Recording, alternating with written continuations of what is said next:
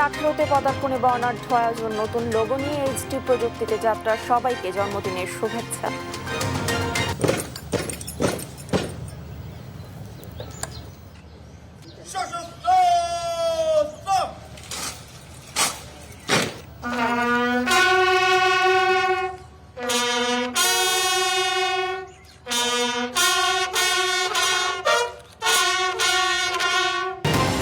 মহান স্বাধীনতা দিবসে জাতীয় স্মৃতিসৌধে রাষ্ট্রপতি ও প্রধানমন্ত্রীর শ্রদ্ধা, জিয়াউর রহমানের সমাধিতেও শ্রদ্ধা প্রধানমন্ত্রীর।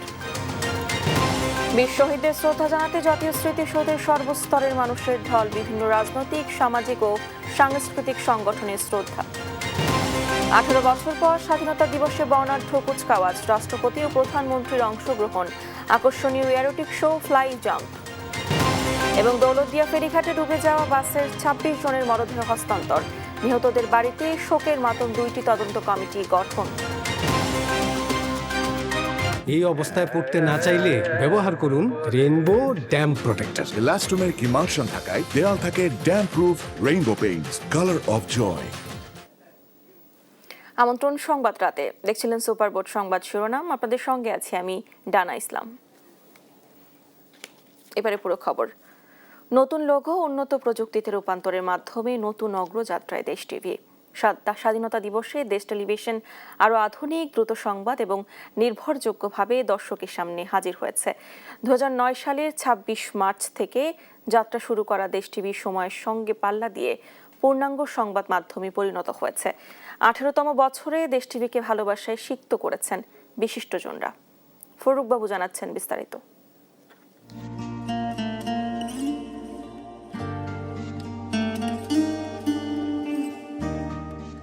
সংবাদ সাধারণ মানুষের কথা বলে, নিঃশব্দে বেছে নেয় একে অপরকে।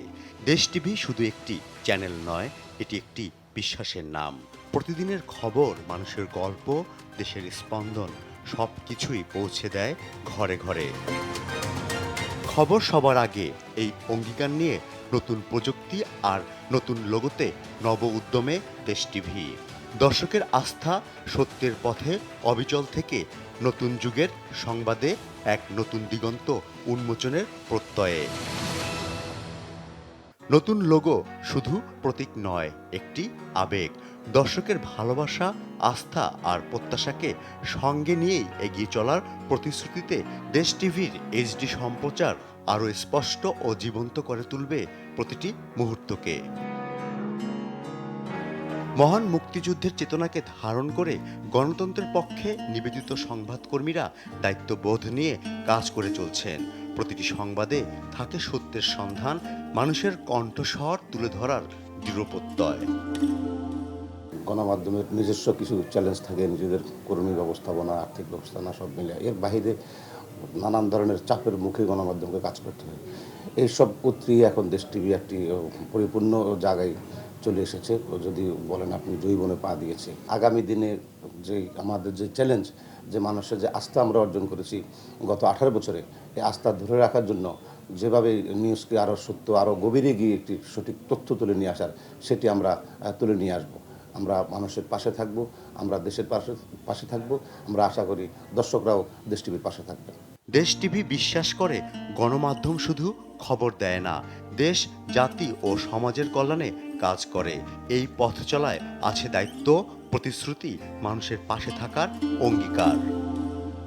চ্যালেঞ্জ যত বড়ই হয়, আত্মবিশ্বাসও হয় তত দৃঢ়। আজ দেশ টিভির 17 বছর পার করে 18তম বর্ষে পদার্পণ করেছে। সেই সাথে আজ আমরা আনুষ্ঠানিকভাবে দেশ টিভির নতুন লোগো এবং নতুন ট্যাগলাইন উন্মোচন করেছি। আমি প্রতিশ্রুতি দিচ্ছি আপনাদের আরও অর্থবহ এবং উন্নত মানের দায়িত্বশীল সংবাদ এবং অনুষ্ঠান উপহার দেওয়ার। আপনাদের ভালোবাসা আর আস্থাই আমাদের সবচেয়ে বড় শক্তি। ভালোবাসা আর বিশ্বাসকে সঙ্গী করে দেশ টিভি এগিয়ে যাবে আরও দূরে, আরও গভীরে, খবরের প্রতিটি স্পন্দনে, দেশের প্রতিটি গল্পে। প্রতিষ্ঠা বার্ষিকীতে চ্যানেলটির প্রধান কার্যালয়ে এসে শুভেচ্ছায় সিক্ত করেছেন মন্ত্রিপরিষদ সদস্যরা, রাজনৈতিক, সামাজিক, সাংস্কৃতিক এবং ক্রীড়া অঙ্গনের বিভিন্ন মানুষ। ফররুখ বাবু, দেশ টিভি, ঢাকা। 18 শুভক্ষণ দেশ টিভিকে শুভেচ্ছা ও শুভকামনা জানাতে এসেছিলেন রাজনীতিবিদ, অর্থনীতিবিদ থেকে শুরু করে আইনশৃঙ্খলা রক্ষাকারী বাহিনীর সদস্যরা, এসেছিলেন শিল্পী সমাজের সদস্যরাও। তাদের প্রত্যাশা, দেশ সবার কথা বলবে, মানুষের কল্যাণে কাজ করবে। মুক্তা মাহমুদের প্রতিবেদন।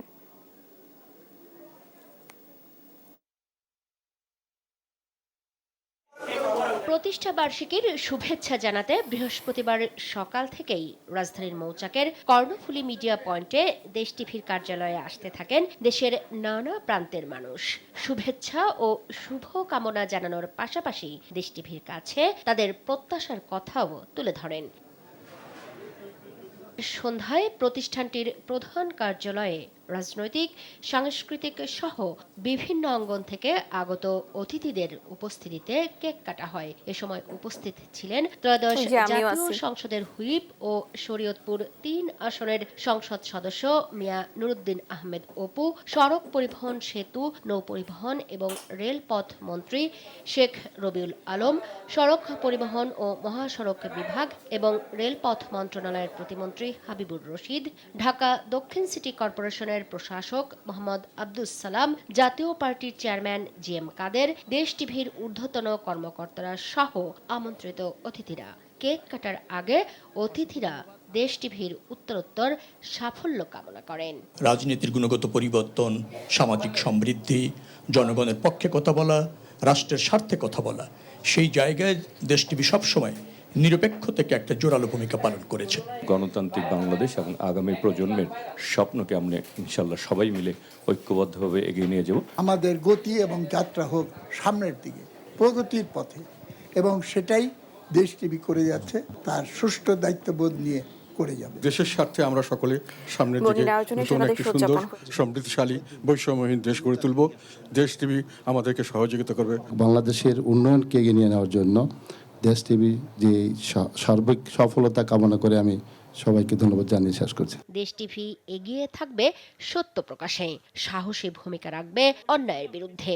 18 বছর বয়স কি দুঃসহ, স্পর্ধায় নেয় মাথা তুলবার ঝুঁকি, এদেশের বুকে 18 অসুখ নেবে। দেশ টিভি সাদাকে সাদা তুলে ধরুক, দেশের সমস্যার সম্ভাবনার কথা তুলে ধরুক। এই প্রতিষ্ঠানের সাংবাদিক, কর্মকর্তা, কর্মচারী এবং সকল কলা কুশলীদের জানাই ঢাকা সাংবাদিক ইউনিয়নের পক্ষ থেকে আন্তরিক অভিনন্দন এবং শুভেচ্ছা। প্রথা ভেঙে দেশ ও দশের প্রয়োজনে দেশ টিভি মাথা উঁচু করে মানুষের কথা বলবে, এমন প্রত্যাশাই তাদের। দেশ টিভি দেশের সংবাদ মাধ্যম হিসেবে প্রতিষ্ঠিত হয়েছে, এর শ্রীবৃদ্ধি এবং ভবিষ্যৎ উজ্জ্বলতা কামনা করি। দক্ষ এবং নিবেদিত প্রাণ কর্মী বাহিনী, তারা যে তাদের ঐকান্তিকতা দিয়ে, নিষ্ঠা দিয়ে, শ্রম দিয়ে, সাধনা দিয়ে, অধ্যবসায় দিয়ে, একাগ্রতা দিয়ে সেটার স্বপ্নটা পূরণ করবে, সেই প্রত্যাশাটা করছি। উত্তরোত্তর তার উন্নতি হচ্ছে, তার দেখে বোঝা যায় যে দেশ টেলিভিশন এগিয়ে যাচ্ছে। সবুজ ও বাসযোগ্য পৃথিবী গড়ার প্রত্যয় নিয়ে 18 বছরের পদার্পণ উপলক্ষে দেশ টিভিকে শুভেচ্ছা জানাতে আসা সবাইকে গাছের চারা উপহার দেন টেলিভিশন কর্তৃপক্ষ। মুক্তা মাহমুদ, দেশ টিভি, ঢাকা। এক্সপার্ট ওয়াটার পাম্পে আছে 100% copper winding wire. Expert water pump, পানির সমস্যায় এক্সপার্ট সমাধান। মহান স্বাধীনতা দিবস উপলক্ষে জাতীয় স্মৃতিসৌধে জাতির শ্রেষ্ঠ সন্তান ও মুক্তিযুদ্ধের বীর শহীদদের প্রতি শ্রদ্ধা জানিয়েছেন রাষ্ট্রপতি মোহাম্মদ শাহাবুদ্দিন ও প্রধানমন্ত্রী তারেক রহমান। এরপর মন্ত্রিপরিষদ সদস্যদের নিয়ে ফের শ্রদ্ধা জানান প্রধানমন্ত্রী তারেক রহমান।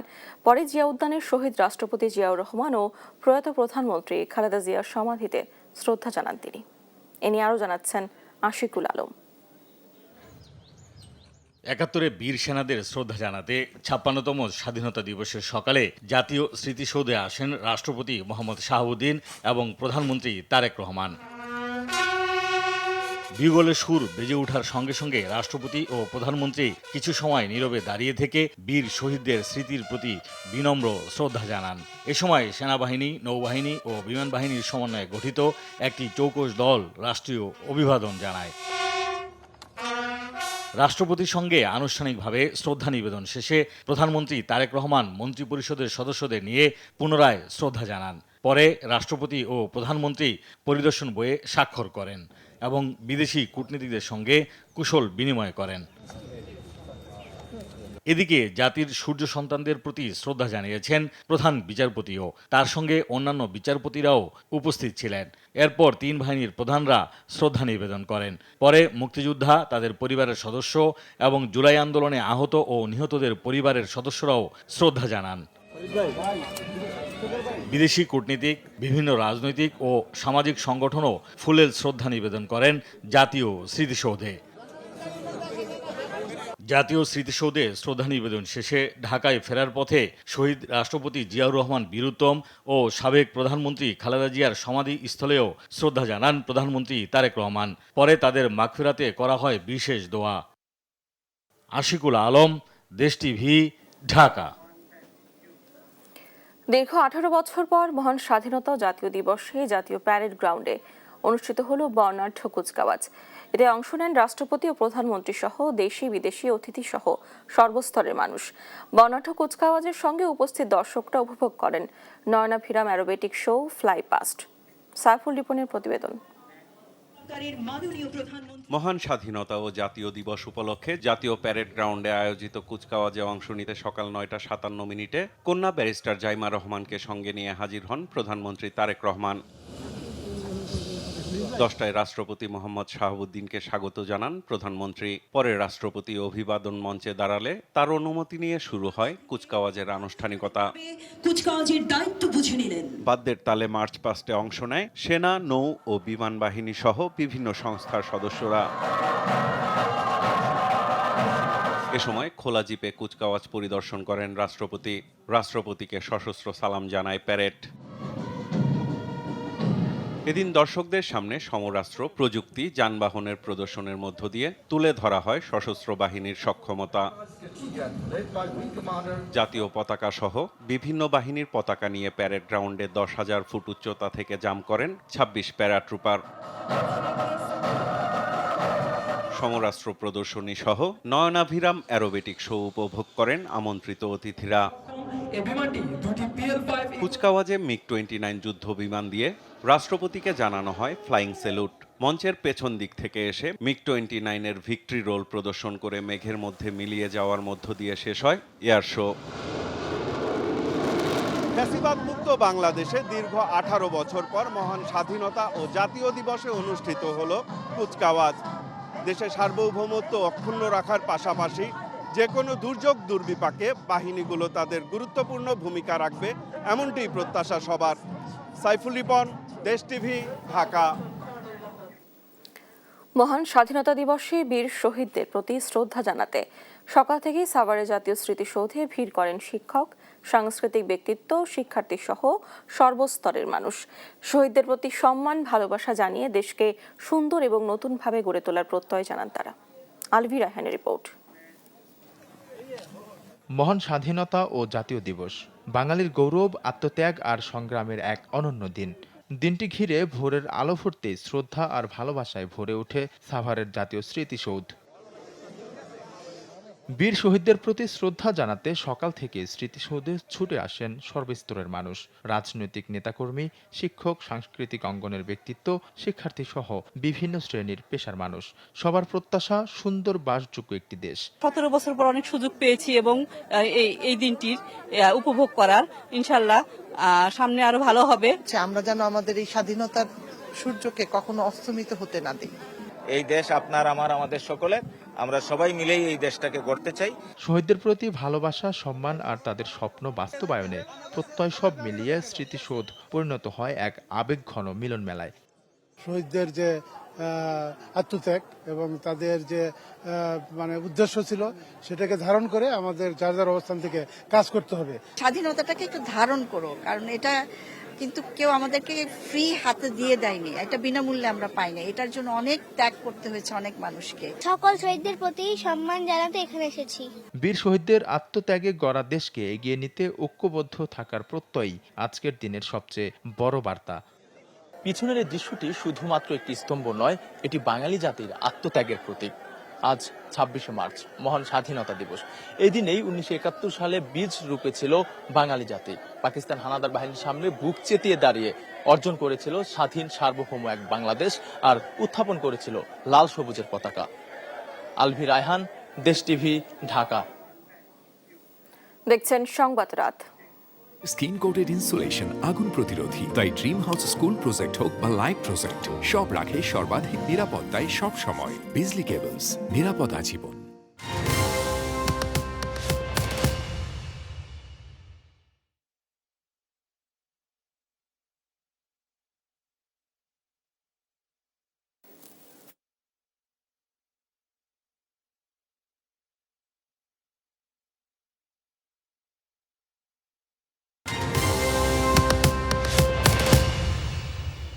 দেখছেন সংবাদ রাত। কুমিল্লার বুড়িচং উপজেলার কালাকচুয়া এলাকায় বাস ও প্রাইভেট কারের মুখোমুখি সংঘর্ষে 4 জন নিহত হয়েছেন। বৃহস্পতিবার সন্ধ্যায় ঢাকা চট্টগ্রাম মহাসড়কের কালাকচুয়া এলাকায় এই দুর্ঘটনা ঘটে। ময়নামতি ক্রসিং হাইওয়ে থানার ভারপ্রাপ্ত কর্মকর্তা আব্দুল মমিন জানান, স্টারলাইন পরিবহনের একটি দ্রুতগামী বাস একটি প্রাইভেট কারকে ধাক্কা দিলে সেটি দুমড়ে মুচড়ে যায়। পরে ঘটনাস্থলে প্রাইভেট কারের 4 আরোহীর মৃত্যু হয়, আর আহতদের উদ্ধার করে স্থানীয় হাসপাতালে পাঠানো হয়েছে।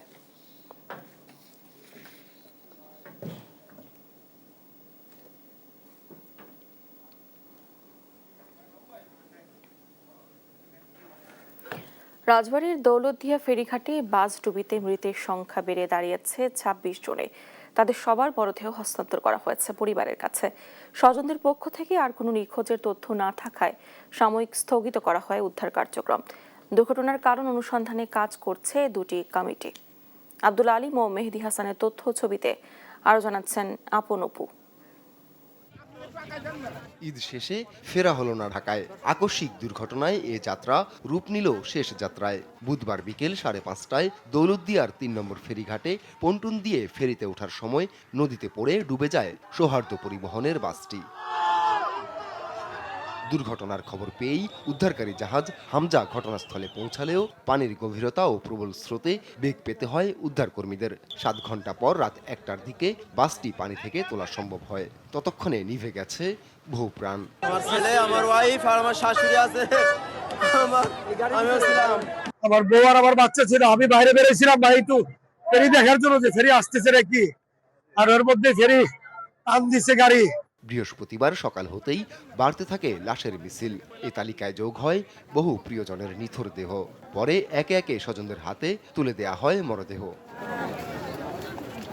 এমন মর্মান্তিক দুর্ঘটনায় নৌ মন্ত্রণালয় ও জেলা প্রশাসনের পক্ষ থেকে গঠন করা হয়েছে 2টি তদন্ত কমিটি। প্রাথমিকভাবে ধারণা করা হচ্ছে চালকের অসাবধানতা কিংবা যান্ত্রিক ত্রুটির কারণেই বাসটি নিয়ন্ত্রণ হারায়। বিভিন্ন ব্যক্তি, মিডিয়া, স্থানীয় প্রশাসন, জেলা প্রশাসন, তাদের সাথে আমরা যোগাযোগ করে জানতে পেরেছি যে এখন পর্যন্ত আর কোনো নিখোঁজ দাবিদার কোনো লোক নেই। যদি থাকে সে পর্যন্ত আমরা উদ্ধার কাজ চালিয়ে যাব।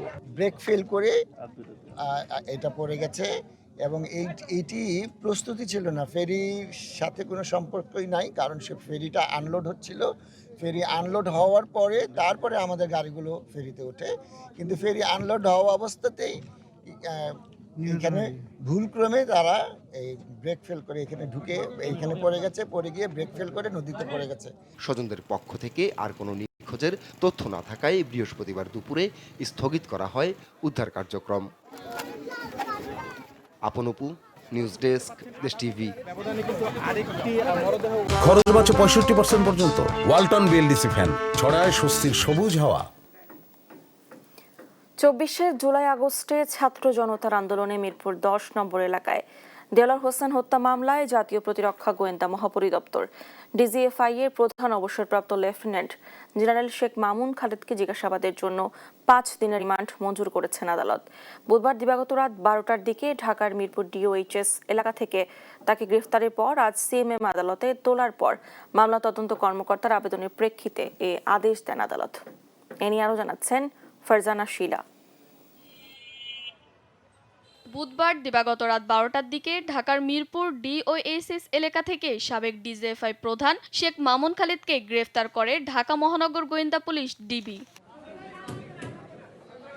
প্রধান শফিকুল ইসলামের নেতৃত্বে পরিচালিত এ অভিযানের পর তাকে ডিবি হেফাজতে রেখে জিজ্ঞাসাবাদ করা হয়। দীর্ঘ জিজ্ঞাসাবাদ শেষে বৃহস্পতিবার কঠোর নিরাপত্তার মধ্য দিয়ে তাকে আদালতে তোলা হয়। রাষ্ট্রপক্ষের আইনজীবী ওমর ফারুক ফারুকী বলেন, এই আসামি ফ্যাসিস্ট হাসিনার খুবই আস্থাভাজন ছিল। ডিজিএফআই প্রধান থাকা অবস্থায় আয়নাঘর পরিচালনা, জলসিঁড়ি প্রকল্পে দুর্নীতি এবং অন্যায়ভাবে মানুষকে গ্রেপ্তার সহ নানা অপরাধের সঙ্গে জড়িত ছিল। ডিজিএফআই প্রধান থাকাকালীন অবস্থায় সেই আয়নাঘরের সৃষ্টি করা হয়েছিল। সেই আয়নাঘরে হাজার হাজার শত শত নেতা কর্মীদেরকে সেখানে নিয়ে তাদেরকে নির্যাতন করা হয়েছে, অনেককে সেখানে হত্যা করা হয়েছে, গুম করা হয়েছে। বৈষম্য বিরোধী ছাত্র আন্দোলনের সময় মিরপুরে এক আন্দোলনকারীকে গুলি করে হত্যার ঘটনায় তার নির্দেশ ও সহযোগিতার অভিযোগ রয়েছে। বিজ্ঞ আদালত 5 দিনের রিমান্ড মঞ্জুর করে তাকে অধিকতর জিজ্ঞাসাবাদ করার জন্য আমাদের তদন্তকারী কর্মকর্তার কাছে হস্তান্তর করেন। এ মামলায় 7 দিনের রিমান্ড আবেদন করা হলেও শুনানি শেষে আদালত 5 দিনের রিমান্ড মঞ্জুর করে তাকে তদন্ত কর্মকর্তার কাছে হস্তান্তর করেছে। ফারজানা শিলা, দেশ টিভি, ঢাকা। দেখছেন সংবাদ রাত। আরএফএল এসডব্লিউআর পাইপই মাপে যা বলে তাই দেয়। RFL SWR pipe and fittings.